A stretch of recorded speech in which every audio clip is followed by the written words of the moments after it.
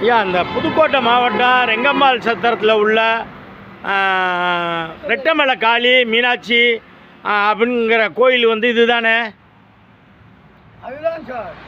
சரி, இந்த கோயிலுக்கு வந்து நிறைய பேர் வந்து நான் வந்து 1000 பேருக்கு அன்னதானம் போடுறேன், அதுக்கடுத்தாப்புல வந்து நிறையா வந்து பூஜையெல்லாம் நடக்க போகுது, எருமக்கடா வெட்ட போகிறோம் அப்படின்னு சொல்லிட்டு வந்து பணம் காசெல்லாம் வசூல் பண்ணுறாங்க.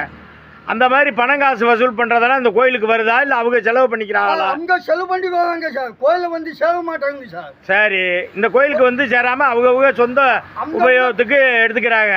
அவங்க எடுத்துக்குவாங்க சார். சரி, இந்த கோயிலுக்கு வந்து காசு கொடுக்கணும் அப்படின்னு சொல்லிச்சுன்னா இந்த கோயிலே குணா போட்டுடலாம். அப்படியே இருந்தால் அப்படியே கோயிலில் கொண்டு வந்து கோயிலில் குணா போட்டுடலாம். சரி, இதுக்கு இந்த அரிசி எல்லாம் ஏதாச்சும் நேர்ந்துக்கிட்டு கொடுத்தாங்க அப்படின்னு சொல்லி சொன்னால் அது கோயிலில் கொண்டு வந்து கோயிலில் கொண்டாந்து பூசாரி யாரு? பீமாங்கிறவர் தான் இந்த கோயிலுக்கு பூசாரி. சரி, இந்த கோயிலில் வந்து வேற ஏதாச்சும் பண்ணுறதா இருந்துச்சுன்னா இங்கே கொண்டாந்து கோயிலில் கொடுத்துடணும். அப்படி இல்லாட்டி பீமாங்கிற உங்ககிட்ட வந்து கொடுத்துடணும்.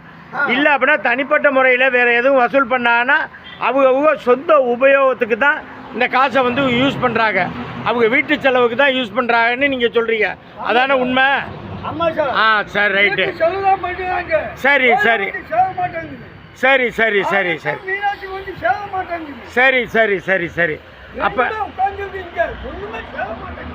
சரி சரி அரிசியெல்லாம் மூட்டை கொண்டு வீட்டில் வச்சு அவங்க சாப்பிடுறாங்க. நீங்கள் கொடுக்குறது மக்களுக்கு கோயிலில் கொண்டு வந்து போடுங்க, கோயிலில் கொண்டு வந்து போட்டு பூசிட்டு நல்லபடியாக இருங்க. சரி சரி சரி அதுதான் சொல்லுவோம் சார். சரி, ரைட்டு.